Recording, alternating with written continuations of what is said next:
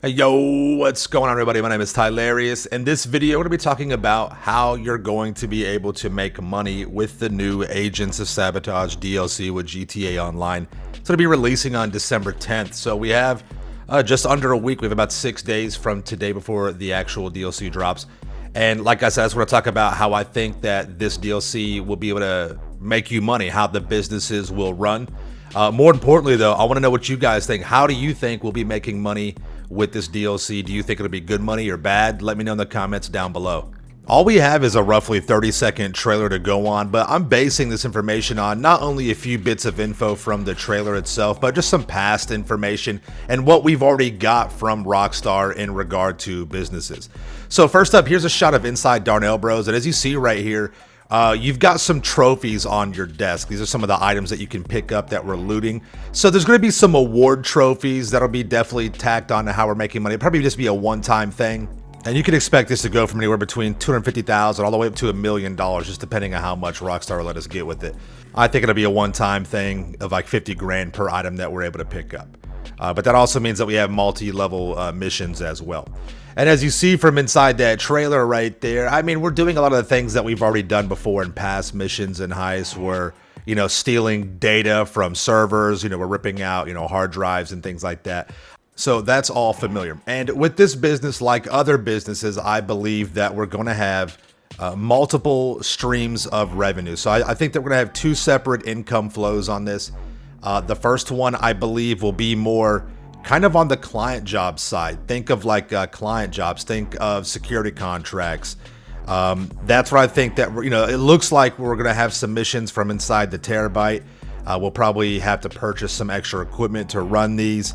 And that could be something that could be good. I believe the payout for that will be between $30,000 and $60,000 per one of those little missions. But the payout, it really, it heavily relies on the cooldown. So if we do get these little client job style missions for this DLC, and if the cooldown is anything more than like 8 to 10 minutes, like they kind of are now, that's going to be a major issue. So a lot of the success of this DLC in general is going to depend and rely on, how long the cooldowns to run these missions and to be able to get paid from this DLC will be. That's going to be a big deal right there. All right. Now, next up, I believe that we're going to have a main revenue stream, the main portion, the meat and potatoes of this DLC. It'll be like a hybrid type kind of heist. Think of the auto shop contracts. Think of Cluck and Bell. Unfortunately, think of the salvage yard missions, right? And again, this is what kind of worries me. A lot of the success is going to depend on the cooldown timer. Now, if we get multiple missions, like we do with the salvage yard, like the auto shop robbery, right, where we have different, hybrid type kind of heist, like smaller heist-like missions to run, that'll be great. If we have like 5, 6, 7 different missions, that'll be awesome, right? However, if we can only do them once per week, that's going to be a major flaw, and it'll be a major letdown. If we have a 48-minute cooldown timer on them, or something closer to what it is with like the auto shop contracts, that's totally fine. I'm okay with that. That is kind of the standard now. It is what it is. So I'll take that over a once per week. That just ruins the DLC experience. It increases AGL. And I mean, I really kind of feel like that's what's going to happen, because that's what Rockstar did with the salvage yard. And it took weeks and weeks and weeks to clear out anything for the career progress. And I do think that the Agents of Sabotage, I think there'll be some career progress involved with this. At least I hope there will be. And that could be another form of revenue as well, but not a primary revenue stream. It'll just be a one-off type kind of thing. But the payouts for the main portion of this DLC, again, heavily depend on the cooldown timer. So if we get like a 20 to 48 minute cooldown timer, I believe that the payouts will be between $150,000 and $300,000 for each one of these missions.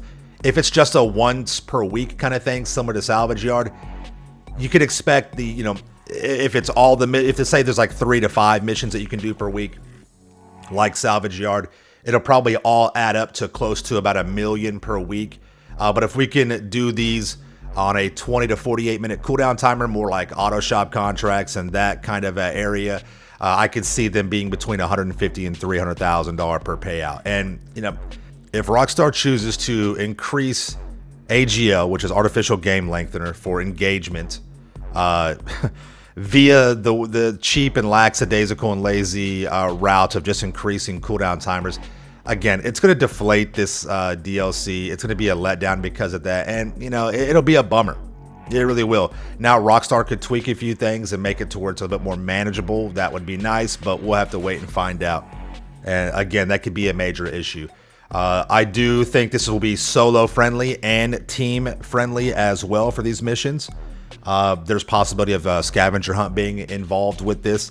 And one thing I'm very curious about is passive income. Throughout the trailer, I didn't see any visible or just, you know, blatant safes in there, like a wall safe or just a safe sitting on like a desk. There were a couple of objects that could have been.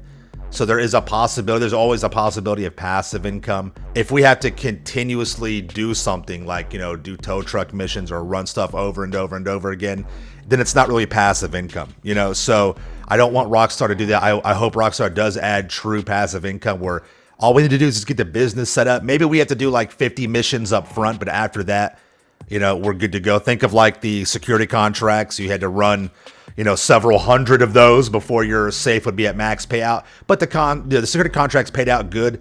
And once that's done, you're making hundreds of thousands of dollars on your wall safe, and you really don't have to do anything except for just go collect it. After that, I'd be okay with that.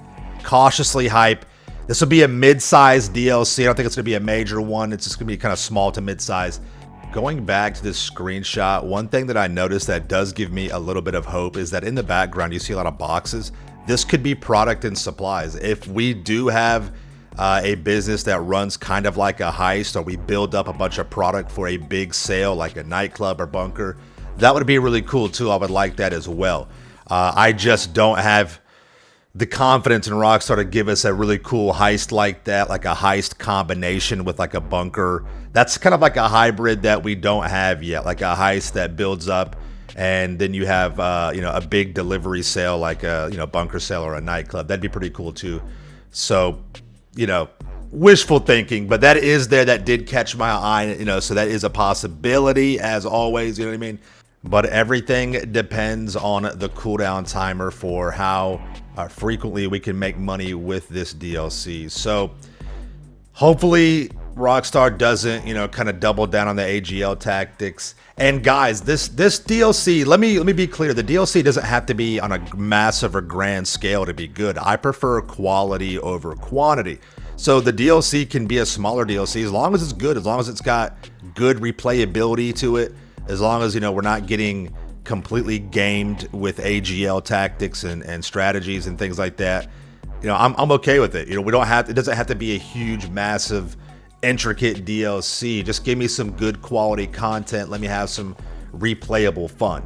All right. So again, let me know what you guys think in the comments down below. What are your thoughts on this? How do you think we'll be making money with this DLC? Let me know in the comments. All right. Thank you all so much for watching. Make sure you are subscribed to my channel with notifications turned on. Smash that like button. And we'll see you guys in the next one. All right. Peace out. Yeah.